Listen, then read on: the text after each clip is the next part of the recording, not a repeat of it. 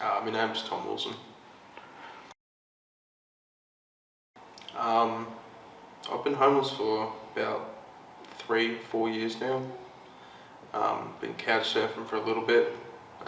It's been a bit of a struggle not knowing where your next place was going to be, whether it was going to be on the street or at a mate's house or where my next meal was coming from. Not knowing when I was going to be kicked out. Knowing how much I had to pay to get by week by week.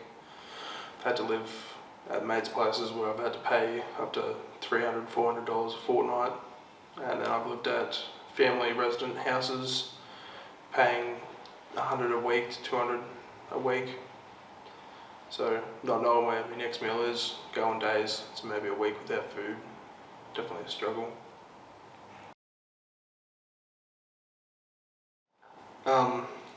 I've lost a lot of my belongings through the time. I've lost clothes, pictures. Luckily I have a phone to sort of have photos on my phone remind me of who I am and where I've grown up from. And yeah, I've lost heaps of my past stuff. I try and limit it down to one suitcase and maybe a bag to carry with me from now on, because it's hard to always keep tracking of all my stuff. So I've sort of narrowed it down to me essential belongings.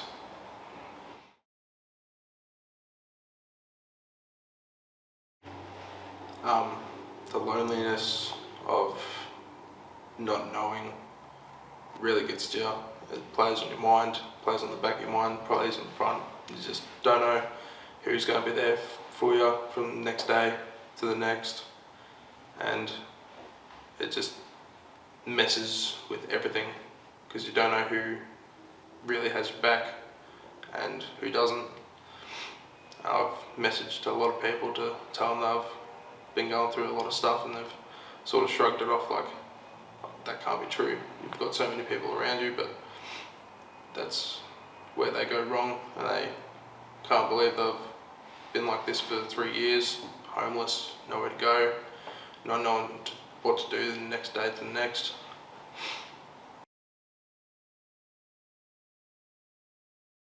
Well, it sort of started when I was 8.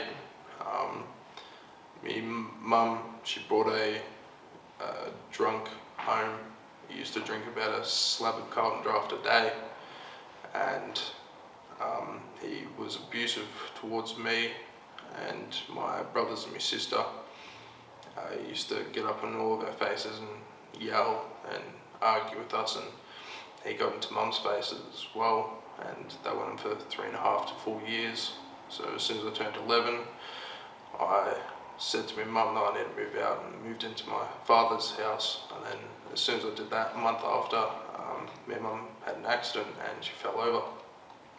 She ended up having a brain hemorrhage, and she ended up passing away, which is unfortunate because I was only 11 at the time. I didn't know what to do with anything, because all I sort of knew from a young age was being abused for no reason, losing people for no reason, and my dad took me in, which I'm grateful for, and I will always be grateful for, because he took me out of that unsafe environment.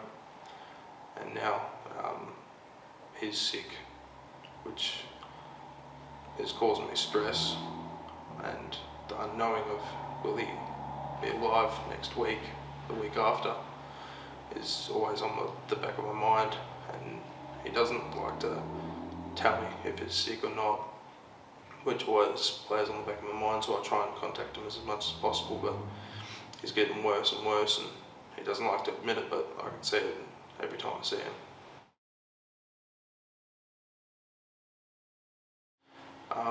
I was staying with my dad for a little bit, and then I finished my year 11 VCAL, and I said to Dad that I wanted to take a little bit of a break, and I'd probably go back to Feb Uni or something within a year or two. I wanted to take a break, and he said I was causing a bit too much stress while I was at home through the actions of me being a teenager. I was just causing him too much stress, and it was too much for him at the time, and he gave me an ultimatum to either seek help at Headspace and try and get the grief out so I'm not causing him stress and not causing myself stress, so he can benefit his own health while he's still got me in his life. And unfortunately I was still causing him too much stress, and I had to move out, so I removed myself from the premises. I moved in with my brother in Delacombe, and that was sort of where it started, where I was losing weight and not eating for a couple of days to maybe a week, and not knowing where my next meal was, and not knowing where I was going to stay. And I wasn't on Centrelink at the time, so I had to get on Centrelink so I was able to pay for my own food and pay for my data on my phone so I can play and watch YouTube and go past the day. Otherwise I would sleep my days away, so I don't have to eat, so I don't have to rely on anything except for sleep.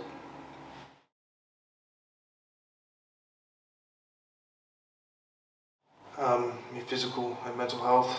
I've lost weight and I've gained weight so fast through not eating, and then as soon as I hit my payday I overeat because I want to fill in my week's worth of not eating, because my stomach gets to the point where it just hurts constantly, and my mental health is just, it's gone to unfortunately it's bad to say, but I'm trying to work on myself, and I've benefited myself so much going through Uniting and going through programs to benefit my mental health, going through Barney Yang and going to Pepper House, even though that's a crisis establishment. They've helped me out so much. They've made me feel at home. They've given me a place to stay. They've given me food to eat. They've made me feel like a family. People have helped me so much. I know that it feels like you're out there alone most days, but you're not. You've always got someone that has your back. I've got my mates' backs all the time. I talk to them. I've gone through people committing suicide because they don't feel like they've got someone, and I've always said to them, I've got your back no matter what, and all I want is just someone to have my back every now and then so I can talk to and fall on, and then they get me back up to shape. I'm lucky with Barnigan. I've made friends and relationships and friendships and everything, and my support worker Ryan has been there through thick and thin and has always pushed me to be better. I'm currently at Barnigan. It's a 12-month mental health facility. They have units that you can stay at, which is a really good thing. I'm so grateful that I'm able to stay there and not worrying about where I'm staying the next day to the next. And the possibilities that they've given me job interviews. They've supplied me with Mental Health Week, because they want me to show that I'm stronger than what I physically feel I am. I'm mentally stronger, and I'm telling my story today because they want me to show that I'm not the only person that's going through it, and you're not the only person that's going through it. There's heaps of people and they're struggling, but we are all strong and we're all getting through it all at once.